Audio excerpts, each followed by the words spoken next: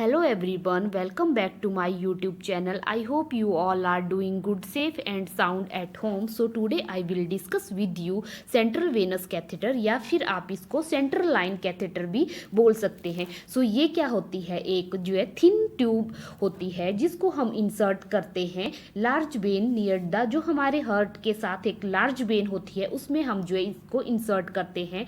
किसके लिए इंसर्ट करते हैं? To deliver the medication, fluid and blood draw. अगर हमने वहाँ मेडिकेशन ड्रॉ करनी है या फिर फ्लूइड हमने जो है पेशेंट को प्रोवाइड करवाना है या फिर हमने वहाँ से ब्लड सैंपल ड्रॉ करने हैं तो हम इस कैथेटर का यूज़ करते हैं. मोस्टली हम देखेंगे कि किन किन पेशेंट में इसका यूज़ किया जाता है.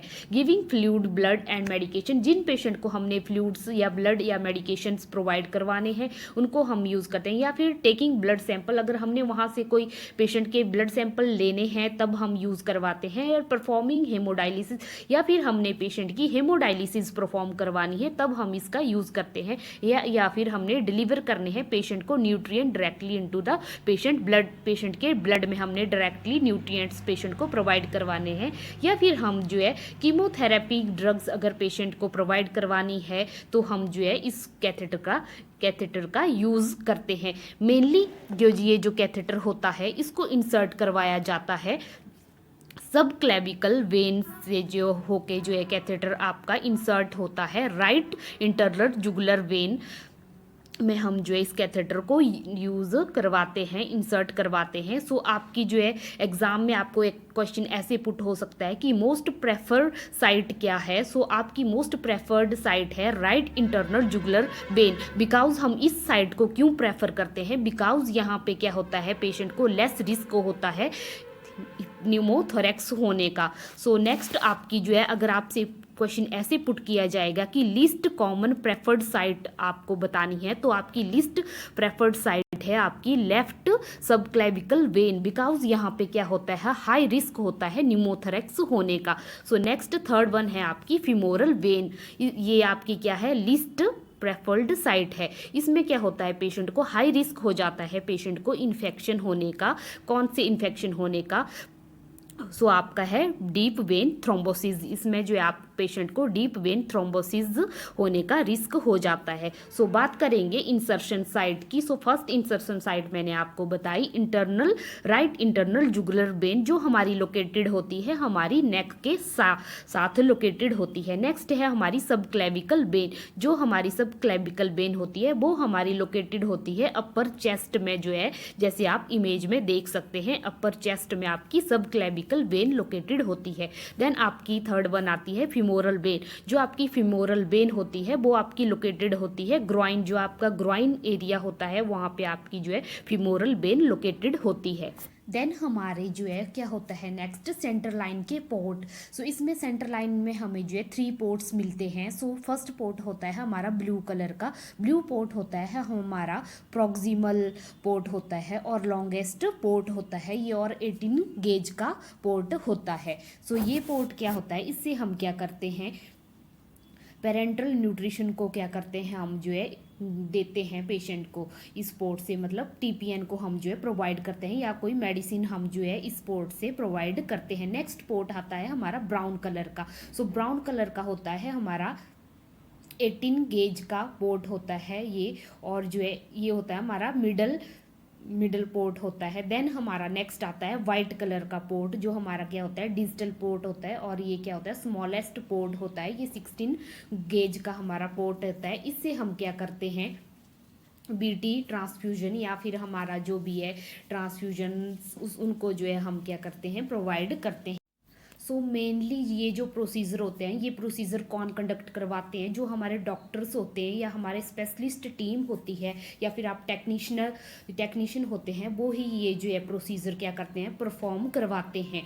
सो इसमें जो है पेशेंट को हम जो है प्रोसीजर ड्यूरिंग जो है प्रोसीजर कौन सी पोजीशन गिवन करते हैं पेशेंट को, ट्रेंडल एंड बर्ग पोजीशन जो है प्रोवाइड करते हैं पेशेंट को, क्योंकि प्रिवेंट करने के लिए एयर एम्बोलिज्म से पेशेंट को प्रिवेंट करने के लिए. सो इसमें नर्सिंग रोल एंड रिस्पॉन्सिबिलिटी क्या क्या रहेगी नर्स की? तो फर्स्ट नर्स क्या करेगी, मॉनिटर करेगी साइन ऑफ कॉम्प्लिकेशन या साइन ऑफ इन्फेक्शन को मॉनिटर करेगी. देन जो है नर्स क्या करती है, असेस करती है पेटेंसी ऑफ जो भी सेंट्रल वेनस कैथेटर पेशेंट को इंसर्ट हुआ है उसकी जो है क्या करेगी, पेटेंसी को जो है चेक करेगी। नेक्स्ट जो क्या होता है, स्ट्राइल ड्रेसिंग शुड बी डन। इसमें जो है नर्स ने क्या करनी होती है, स्ट्राइल ड्रेसिंग जो है पेशेंट को जो है प्रोवाइड करवानी होती है। और जो इसके ल्यूमन होता है उस ल्यूमन को जो है 2% क्लोरेक्सिडीन ग्लूकोनेट से जो है क्लीन किया जाता है। और जो इसका हब होता है, हब को जो है 70% आइसोप्रोपाइल अल्कोहल से जो है क्लीन करते हैं इसके हब को।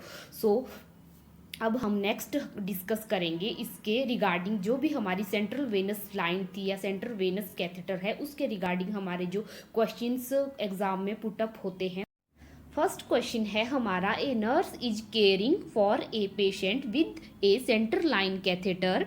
The patient suddenly develop shortness of breath, tachycardia and decrease oxygen saturation, but is nurse immediate action. So यहाँ पे नर्स केयर कर रही है पेशेंट की, सेंटर लाइन कैथ जो है पेशेंट को डला हुआ है, सडनली पेशेंट को शॉर्टनेस ऑफ ब्रीथ डेवलप हो जाता है, हार्ट रेट पेशेंट का इंक्रीज हो जाता है, डिक्रीज हो जाती है oxygen saturation, but nurse immediate action. यहाँ पे नर्स का इमीडिएट एक्शन क्या रहने वाला है? सो ऑप्शन ए है आपका, remove the centre line immediately, centre line को इमीडिएट रिमूव कर देना है, या place the patient in Trendelenburg position on left side and administer oxygen, या फिर flush the centre line with normal saline, या फिर call for help but take no immediate action. So nurse यहाँ पे क्या करेगी, इमीडिएट सेंटर लाइन को remove नहीं करेगी, फ्लश नहीं करेगी सेंटर लाइन को, एंड कॉल नहीं करेगी। उससे पहले जो है क्या करवाएगी, प्रोवाइड करवाएगी पेशेंट को Trendelenburg position on left side of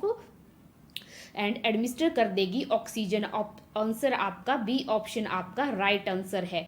next question है question number 2, a nurse is about to administer medication through a central venous catheter but is first step before injecting the medication. Nurse administer कर रही है patient को medication central venous catheter के थ्रू, तो nurse की first जो है एक्शन क्या होगा बिफोर इंजेक्शन को जो है मेडिकेशन को एडमिनिस्टर करने से पहले। सो फर्स्ट ऑप्शन है हमारा, flush the line with 5 ml of sterile water. Second है, check for blood return to confirm patency. Third है, एडमिनिस्टर द मेडिकेशन डायरेक्टली, या फोर्थ स्टेप है हमारा, clamp the line before administering.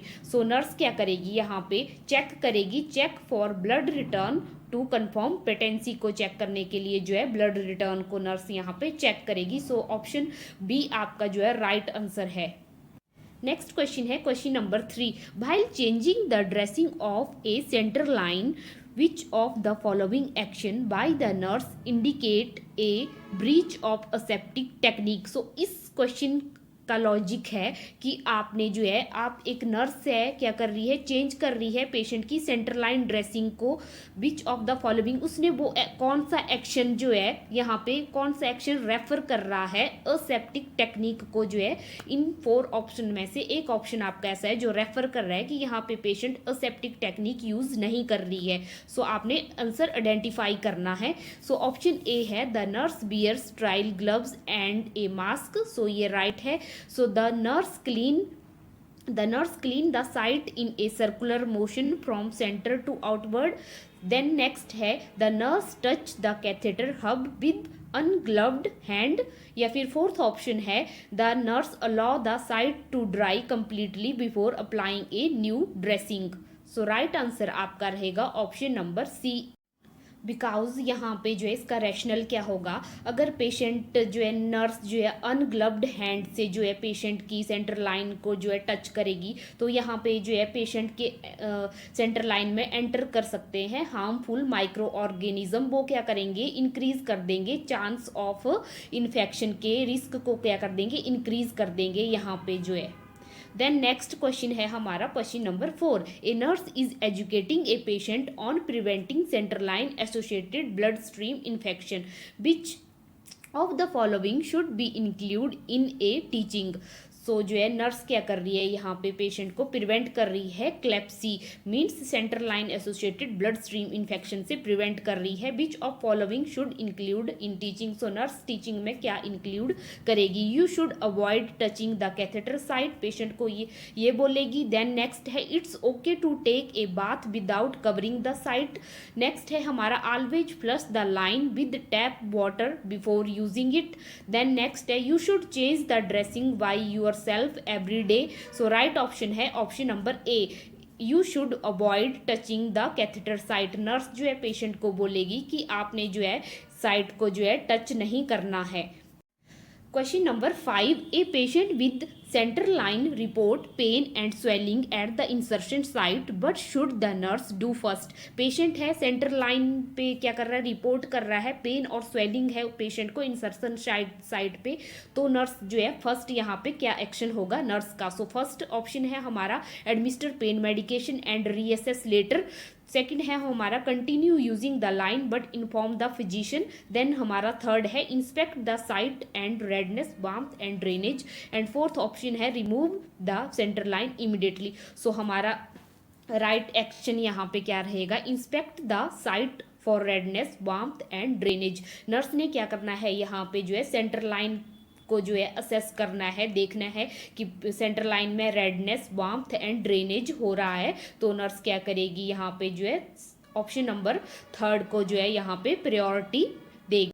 Question number 6, a nurse is assessing patient central venous catheter site and noticed redness warmth and purulent drainage. The patient also has fever but should be the first nurse first action. यहाँ पे nurse का जो है first action क्या रहने वाला है, ये जो है यहाँ पे क्या है पेशेंट को साथ में फीवर भी है। सो ऑप्शन ए है administer prescribed antibiotic immediately. B है आपका clean the site with alcohol and apply a new dressing. And third है notify health care provider and obtain blood culture करवा देगी। एंड डी है flush the catheter with heparin to prevent clot formation. So यहाँ पे जो है nurse का जो है राइट एक्शन क्या होगा, नर्स जो है option number C is your right answer, notify health care provider. Nurse जो है नोटिफाई हेल्थ केयर प्रोवाइडर को नोटिफाई करेगी एंड क्या करेगी वहाँ पे obtain a blood culture, patient का ब्लड कल्चर भेजेगी, क्योंकि पेशेंट को साथ में जो है इन साइन के साथ में पेशेंट को फीवर भी देखने को मिल रहा है।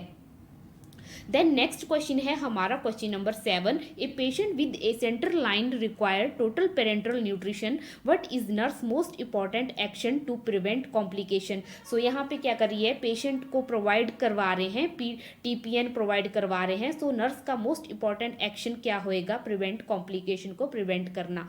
सो ऑप्शन ए है administer the TPN through a peripheral IV if the central line is not accessible। And next है हमारा monitor the patient blood glucose level regularly. And then है third option flush the line with sterile water before administering TPN. Next है हमारा stop the TPN infusion if the patient report nausea.